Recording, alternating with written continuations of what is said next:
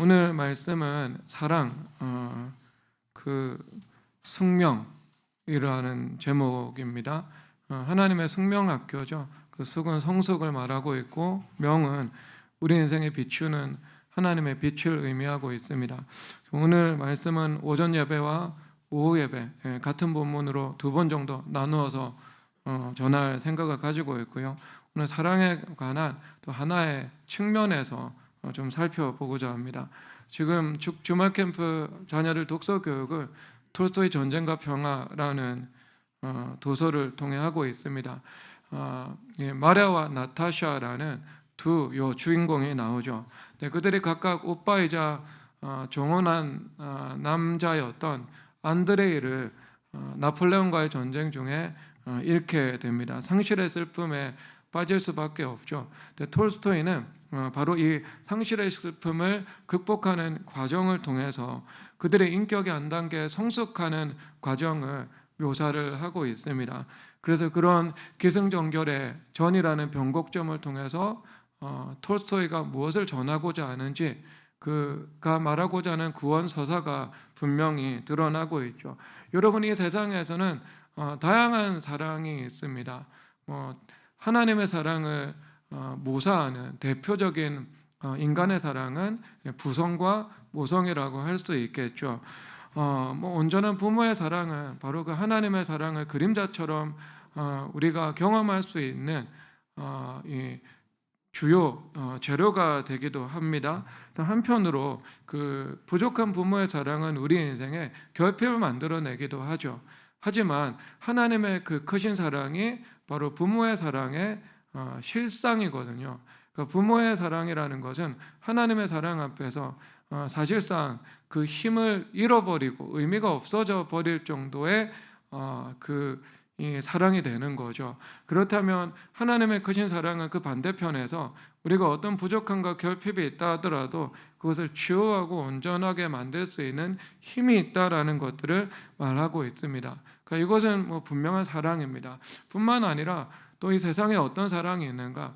소돔과 고모라를 심판하기 위해서 하나님께서 두 천사를 보내십니다. 근데 소돔과 고모라의 눈 어두워진 사람은 하나님께서 보내신 이 천사의 그 특별함과 그 존귀함을 변별해내지 못합니다. 마치 이 조선시대 부패한 지방간이 왕의 명령을 받고 감찰하기 위해서 온 암행어사를 식별하지 못하죠. 그를 하대하는 것처럼 하나님의 파송을 받고 나그네 모양으로 찾아온 그 하나님의 종들을 분별하지 못하고 그들을 감히 해하려고 하는 어리석음이 나타나고 있습니다. 그렇다면 이들의 분별 없음이라는 것은 어디에서 기인하고 있는 것인가? 로마서 13장 10절에서 말씀하십니다. 읽겠습니다. 사랑은 이웃에게 악을 행하지 아니하나니 그러므로 사랑은 율법의 완성이니라. 아멘. 율법의 완성을 사랑이라고 말하고 있죠. 그러면 완성의 율법과 사랑은 서로 하나입니다. 율법의 완성은 사랑이다라고 분명히 적시하고 있으니까요. 그러면 소돔과 고모라 사람들이 천사들을 그들이 통찰할 수 없는 그 분별력과 식별력이 없었습니다. 그러면 이것은 무엇과 함께 가고 있죠? 나그네를 환대할 줄 모르고 오히려 이 권능 있는 천사들을 알아보지 못하고 그들을 해하려고 하는 그런 사랑 없음과 함께 가고 있는 것을 보여주고 있는 겁니다. 즉 율법과 사랑은요 동행하고 있고 율법의 부재와 사랑의 부재는 함께 간다는 사실을 보여주고 있는 장면입니다. 여러분, 우리가 이 쉬운 개념인데요, 순일성이라는 이 하나님에 대해서 설명하는 이 신학적인 개념이 있습니다. 순일성, 어렵지 않습니다. 영어로는 simplicity라는 말인데요. 우리는 직관적으로 단순성 이렇게 이해를 할 수 있을 겁니다. 하나님의 본질에서 다양한 성품과 속성 이런 것들이 드러나잖아요. 하나님의 사랑이시며 공의로우시죠. 하나님 지혜로우시며 권능이 있으시죠. 하나님께서 율법에 완성되시면서 또한 우리 가운데 은혜도 베푸시는 자비로우신 하나님이십니다. 그러면 이러한 다양한 하나님의 성품과 속성이 분리되어서 존재하지 않는다는 것을 말하고 있습니다. 하나의 본질이고요. 이 다양한 속성이 하나의 본질이고 하나의 본질의 다양한 표현이다라고 하는 겁니다. 그러므로 그 안에 모순이나 갈등, 분열 이런 것이 전혀 없는 거죠. 그래서 하나의 본질 그리고 그것의 다양한 속성 이렇게 우리가 설명을 할 수 있을 것입니다. 여러분 이것의 이해를 돕기 위해서 인간의 유비를 활용해서 설명을 하도록 하겠습니다. 어떤 사람은 지식이 있고 정직합니다. 하지만 사랑이 없죠. 레미제라블의 자베르 같은 사람입니다. 어떤 사람은 예술적인 능력이 있고 사랑이 있습니다. 그런데 용기가 없죠. 그래서 군인을 하지 못할 수 있겠죠. 또 어떤 사람은 외향적이고요. 지식이 있고 정직합니다. 예술적 감각도 있는데요. 예술적인 감각이 지식에 비해서 조금 부족할 수 있을 것입니다. 그래서 사람마다 다를 수 있고 그리고 각 사람 안에 있는 다양한 성품이 정도와 크기에 있어서 서로 상이할 수 있습니다. 그리고 뿐만 아니라 인격 형성 과정에 따라서 성화의 정도에 따라서 또 그 성품의 정도가 변화될 수 있다. 이것을 말하고 있는 겁니다. 그러면 여러분 하나님께서는 순일하신 분이시다라는 것이 의미하고 있는 것이 무엇인가?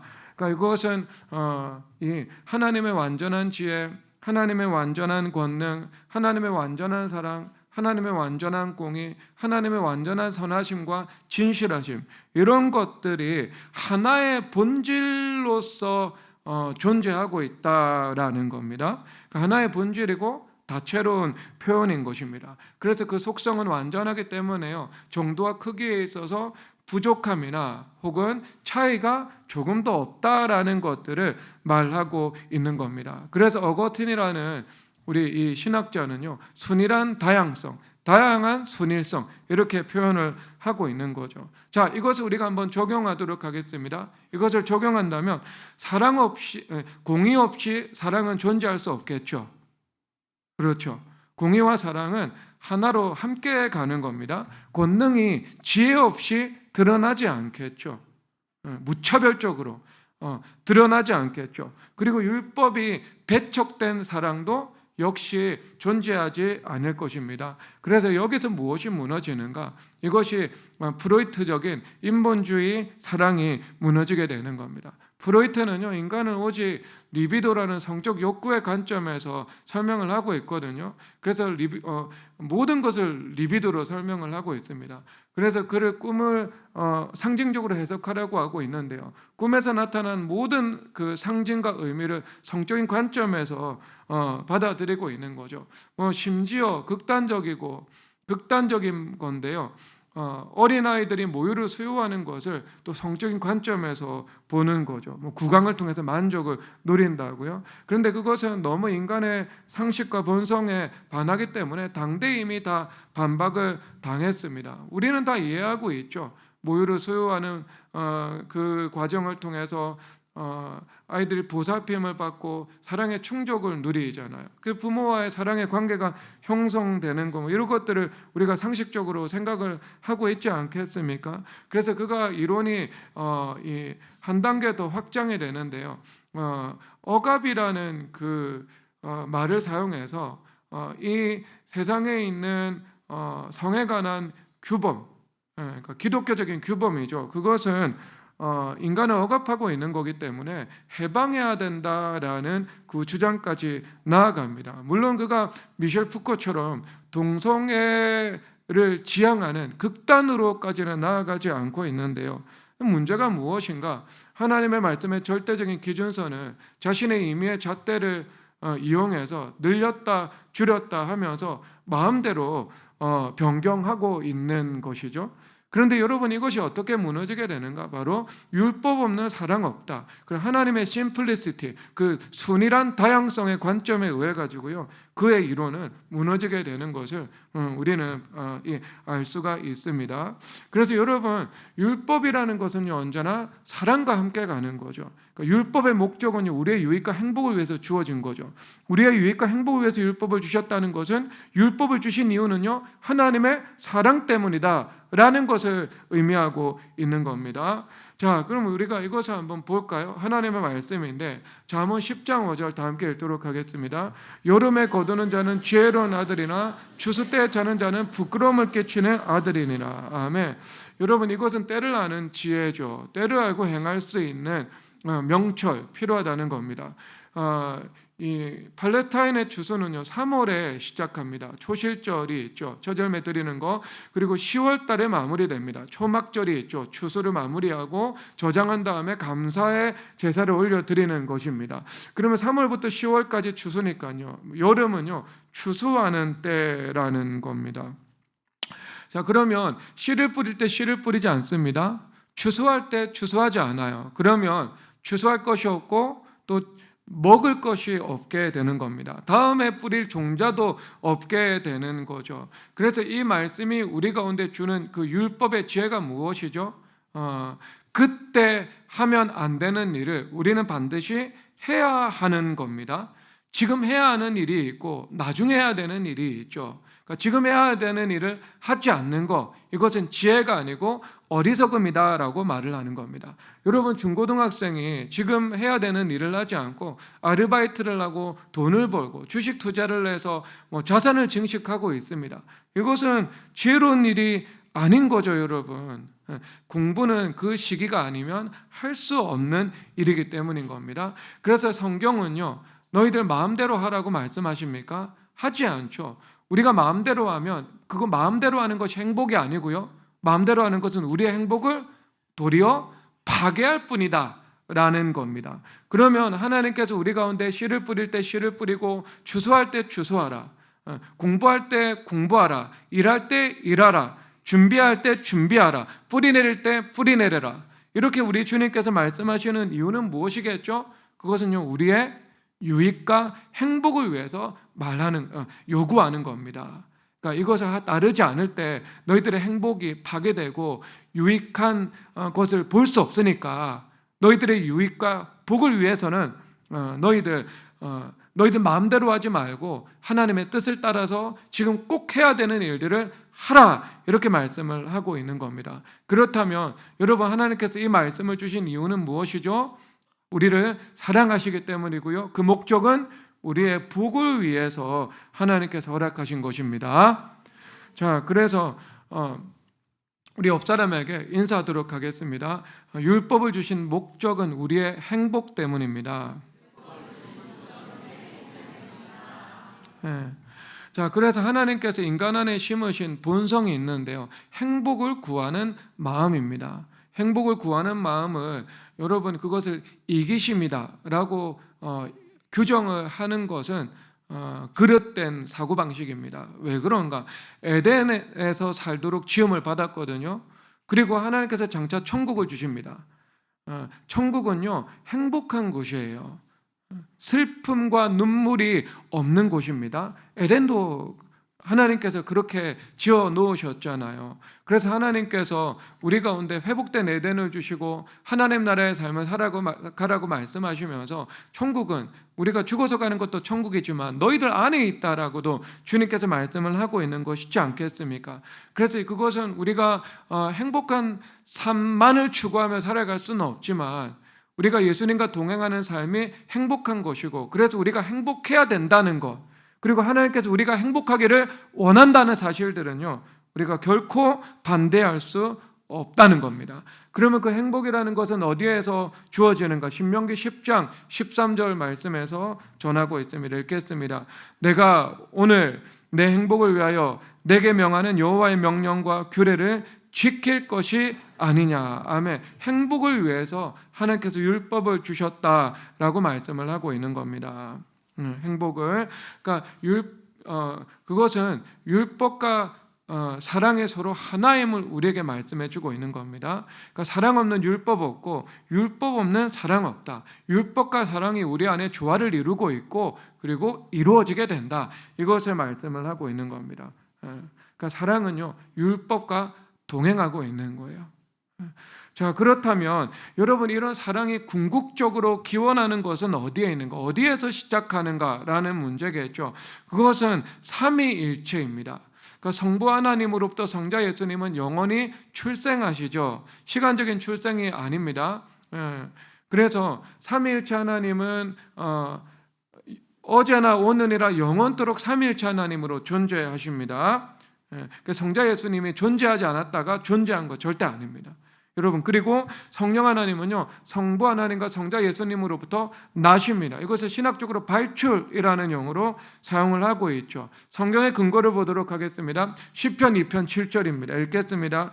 내가 여호와의 명령을 전하노라. 여호와께서 내게 이르시되 너는 내 아들이라. 오늘 내가 너를 낳았도다. 아멘. 그래서 메시아 되신 예수님, 내가 너를 낳았다라고 말씀을 하고 계신 것이죠.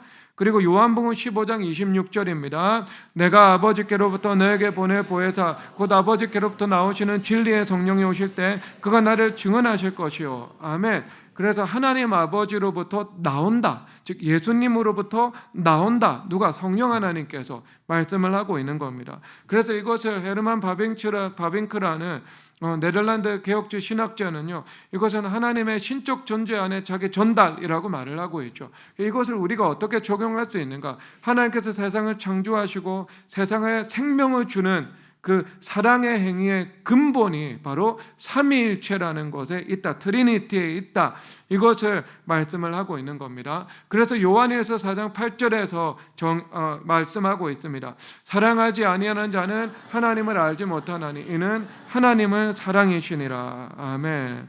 그래서 하나님은 사랑이시다라고 말씀을 하고 있는 겁니다.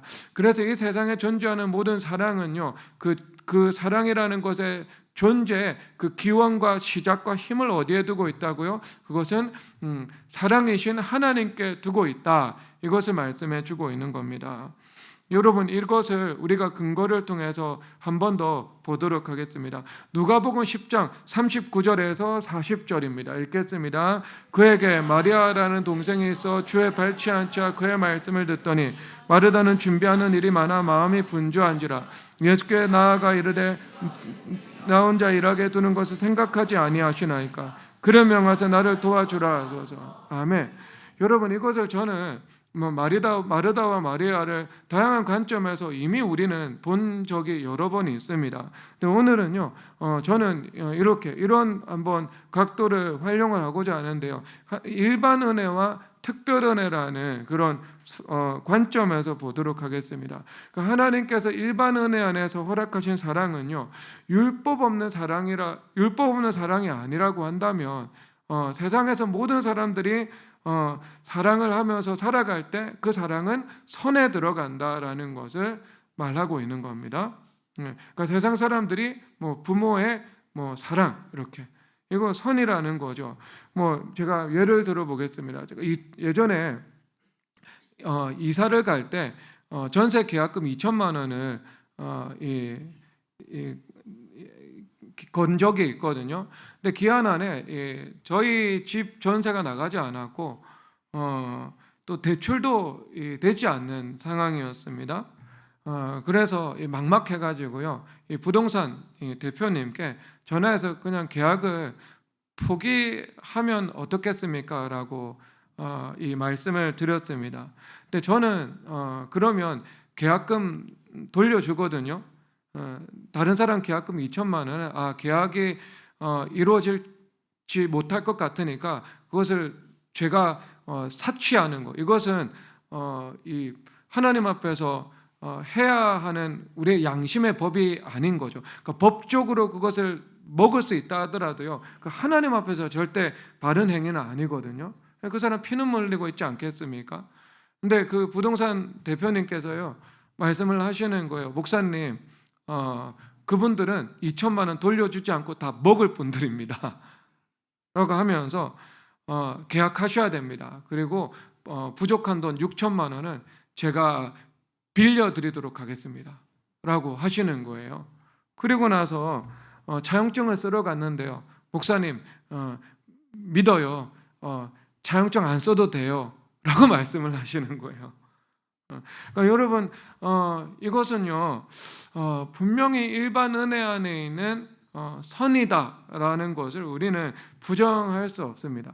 여러분, 지금 마르다의 섬김을 보세요. 우리는 마르다를 나쁜 사람처럼 보는데 예수님께서 나쁘다라고 말씀하신 적이 없습니다. 지금 마르다의 섬김이 없었다면 예수님이나 예수님의 제자나 가족들은 음식을 먹을 수 없는 거죠. 그러면 여러분, 예수님께서 이 장면을 통해서 더 좋은 것이 무엇인지 가르치기를 원하셨던 겁니다. 그러니까 이것이 무엇인가? 일반 은혜를 뛰어넘는 특별하신 하나님의 은혜인데요. 여러분, 일반 은혜는 세상 사람들이 하나님의 사랑을 직접적으로 경험하지 못하고 누군가를 섬기면서 사랑을 베푸는 삶을 살아갈 수 있죠. 이것은 나쁜 일이 아니고 선한 일이라는 겁니다. 그런데 하나님의 사랑이 궁극적으로 그 안에 부어지지 않는다면 그것은 인간적인 것의 한계선에 어느 순간에는 부딪힐 수 있겠죠. 그래서 정죄할 사람은 정죄하고, 미워할 사람 미워하고, 저주할 사람 저주하고, 심판할 사람 심판하게 될 겁니다. 그것이 우리 인간의 본성이고 합리겠죠. 그런데 여러분, 지금 마리아는 예수님의 발치에 앉아서 예수님의 말씀을 듣고 있잖아요. 그러니까 성령 하나님의 은혜로 그 마음이 감화를 받고 있습니다. 자, 성령 하나님은 곧 하나님의 사랑이시면서 생명 되시는 분이죠. 로마서 5장 5절 다 함께 읽도록 하겠습니다. 읽겠습니다. 소망이 우리를 부끄럽게 하지 아니함은 우리에게 준 성령으로 말미암아 하나님의 사랑이 우리 마음에 부음받음이니. 아멘. 그러니까 여러분, 성자의 출생과 성령 하나님의 발출, 이것은요 사랑과 생명을 주는 행위의 근본이다라고 말을 했잖아요. 그러니까 이것이 무엇인가? 하나님께서 우리 가운데 성령 하나님을 부어주시는 것은요, 하나님께서 하나님 자신을 우리에게 주시는 것이고, 그리고 하나님의 사랑을 우리 가운데 부어주시는 것이면서 또한 생명을 우리 가운데 전달하시는 것이다 라고 할 수 있는 겁니다. 그래서 여러분, 인생 최고의 선물은요 하나님이에요. 아시겠습니까? 예수님, 성령 하나님, 성삼위 하나님. 인생 최고의 복은요, 우리가 이렇게 성령 하나님을 선물로 받는 것이다 라고 할 수 있을 것입니다. 그러면 여기서 일반 은혜를 뛰어넘는 특별 은혜가 임하게 되는 거죠. 그래서 하나님의 은혜를 받아서 우리가 사랑을 베풀고 누군가에게 섬기는 삶을 살아갈 수 있게 되는 겁니다. 그래서 하나님의 은혜를 공급받아서 하나님의 사랑을 받아서 그 사랑으로 여러분, 마르다처럼 열심히 밥을 하면서 식탁으로 사람 영혼들을 섬기고 있습니다. 그러면 거기에는요 이런 불평이 오지 않겠죠. 하나님 앞에 쓰임받고 섬길 수 있는 것 자체의 기쁨을 누리면서 하나님의 한없는 은혜와 상급을 받아 누릴 수 있게 될 것입니다. 자, 그래서 여러분, 다시 서론으로 돌아간다면 그 전쟁과 평화에서 마리아와 나타샤 말씀드렸잖아요. 이 나타샤가 거기서 가장 중요한 인물입니다. 그러니까 오드리 헵번이 나타샤의 역할을 맡았다고 말씀드렸죠. 근데 이 나타샤라는 자기중심적인 그 소녀가요, 성숙한 러시아의 여성이 되어가는 과정을 묘사하고 있습니다. 그러니까 여러 계기가 있습니다. 그가 정혼한 남자를 배신했습니다. 그리고 미혹당해서 강교한 남자를 떠나서 가출을 시도하려다가 저지를 당하게 되죠. 이것이 러시아 상류 사교계에 다 알려지게 됩니다. 일련의 과정을 통해서 그의 자아는 무너지게 됩니다. 그리고 새벽 기도를 날마다 드리면서 믿음의 시각이 그 안에서 열리게 된 것이죠. 나폴레옹을 피해서 모스크바를 떠날 때요, 무능력한 아버지와 무기력한 어머니를 대신해서 이사를 총지휘합니다. 그래서 그의 판단과 그의 지시가 이치에 타당하고 설득력이 있었기 때문에요, 모든 하인들이 나타샤를 따르기 시작합니다. 그리고 그가 슬픔을 극복을 해 나가는데 자신의 남동생 페샤가 전쟁터에서 죽게 되죠. 어머니가 극도의 슬픔에 빠지게 됩니다. 그 어머니를 돕기 위해서 그가 스스로 슬픔의 자리를 떠나서 어머니를 돌보고 주변을 돌아보기 시작하는 것이죠. 그래서 톨스토이가요 바로 이 장면을 통해서 하나님의 사랑으로 사랑하고 누군가를 섬기며 살아가는 자가 곧 자기 자신도 구원의 은택을 누릴 수 있게 된다는 그의 시각을 전하고 있는 것입니다. 그래서 사도행전 23장 35절에서 이렇게 말씀하십니다. 읽겠습니다. 범사에 여러분에게 모범을 보여준 바와 같이 수고하여 약한 사람들을 돕고 또 주 예수께서 친히 말씀하신 바 주는 것이 받는 것보다 복이 있다 하심을 기억하여야 할 것이니라. 아멘. 그래서 주는 것이 먹는 것보다 복이 있다? 아니고요. 주는 것이 받는 것보다 복이 있다, 이렇게 말씀을 하고 있습니다. 그래서 누군가를 섬기고 사랑하고 베풀며 살아가는 삶이 누군가의 행복과 유익을 위해서 섬기는 그 동기와 본질에서 나온 행위이지만, 그런데 결국 그 자신도 하나님께서 베푸시는 구원의 은혜를 누리게 된다, 이것을 말씀을 하고 있는 겁니다. 그러니까 사랑함이 곧 복입니다. 그러니까 여러분들이 사랑을 하고 베풀고 섬기는 삶의 그 과정 속에서도 여러분들의 본질의 변화가 나타나고 인격의 성숙이 이루어지면서 여러분들의 내면에 치유의 작용이 가속화될 수 있다. 가속화될 수 있다. 이것을 기억하시기를 주님의 이름으로 축복합니다. 그래서 우리가 천국에 가서 완성이 되는 거잖아요, 여러분. 이 지상에 있는 동안에는 완성은 없습니다. 계속 정화가 되는 거예요. 그러면 완성되어서 섬기는 거 아니에요, 여러분. 천국 가서 뭐 그렇게 섬길 것이 있겠습니까? 그 영화를 입은 사람들이 모여 있는데, 그러니까 우리가 성화의 과정을 통해서 누군가를 섬기라고 부르시는 것이죠. 그것은요, 우리가 회개를 통해서 치유를 받지만 회개와 함께 섬기는 삶을 통해서도 우리 자신이 온전해져 갈 수 있다라는 이 진리를 보여주고 있는 겁니다. 그러면 여러분, 이것을 우리가 적용을 하도록 하겠습니다. 여러분, 마르다의 사랑을 뛰어넘는 마리아의 사랑은요, 예수님의 발치에 앉은 힘에서 나오는 거죠. 예수님의 발 앞에 앉는 힘이 필요합니다. 그것은 예배의 힘, 말씀을 듣는 힘, 기도의 힘이 되겠죠. 그래서 우리는 기도해야 되는 겁니다. 기도하지 않으면 영혼을 사랑하고 긍휼히 여길 수 있는 인간을 뛰어넘는 성령 하나님의 힘은 나오지 않습니다. 여러분, 기도를 드릴 때 영혼을 긍휼히 여길 수 있는 힘이 발원된다는 것을 인정하시기를 바랍니다. 그래서 기도 자체는요, 영혼이 하나님의 복을 받을 수 있도록, 해는 하나님의 생명을 받아 누릴 수 있도록 직접적인 방식으로 도움을 줄 수 있는 사랑의 행위입니다. 우리 교회 성도님들은 영혼들을 위해서 많이 주님 앞에 기도하는 유익을 누리시기를 주님의 이름으로 축복합니다. 기도 자체가 사랑의 행위이면서 기도 자체가 그 각 사람에게 하나님의 생명을 전달하는 그 통로가 되는 이 일입니다.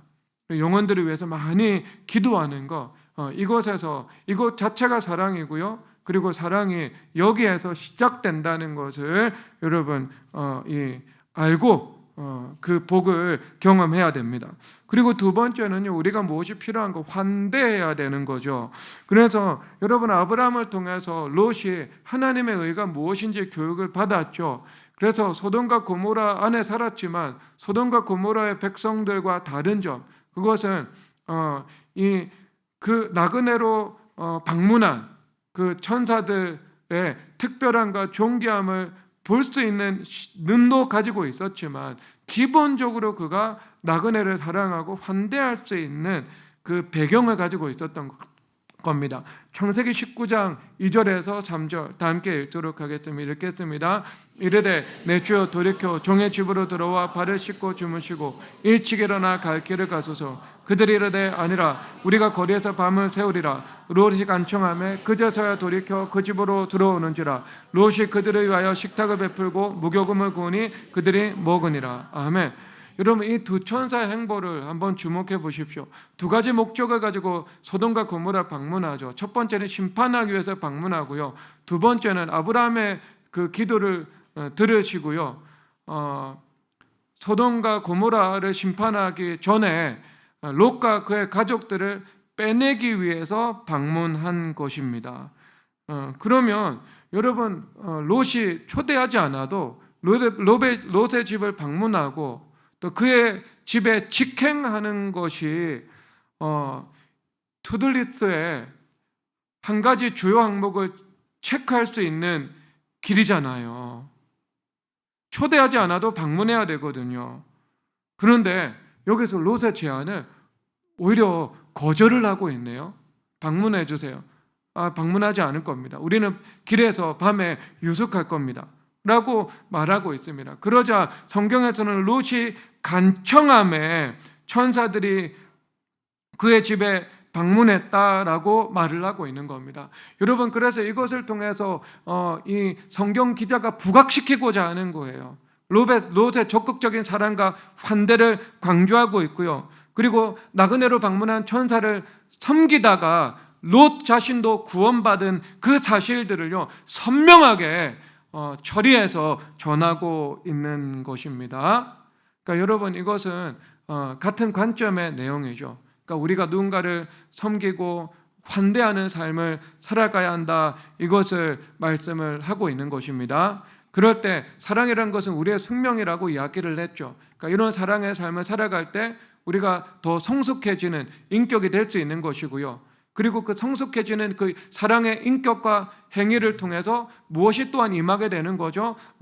하나님의 빛이 우리 가운데 임하게 되는 것입니다. 그래서 그 빛이 우리를 관통하게 되고, 그리고 그 빛의 통로가 되어서 그 세상의 그 빛을 비추게 되는 것입니다. 그래서 빛이 가는 모든 곳 가운데 생명의 은혜를 누리죠.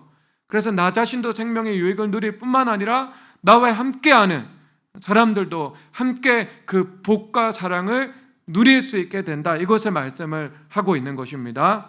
그래서 여러분, 사랑의 숙명이 여러분들의 숙명 되시기를 주 예수 그리스도의 이름으로 축복합니다. 이 시간 다 함께 일어나서 찬양하도록 하겠습니다. 소원 찬양하도록 하겠습니다.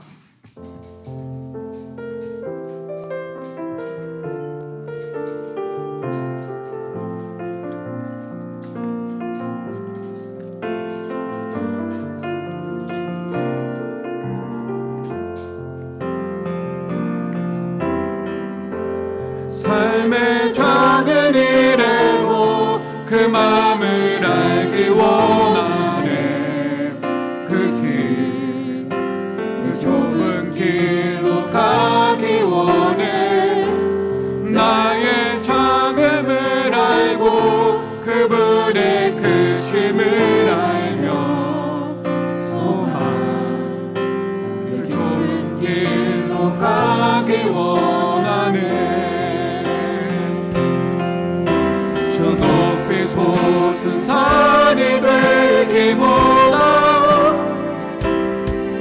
저기 오름직한 곳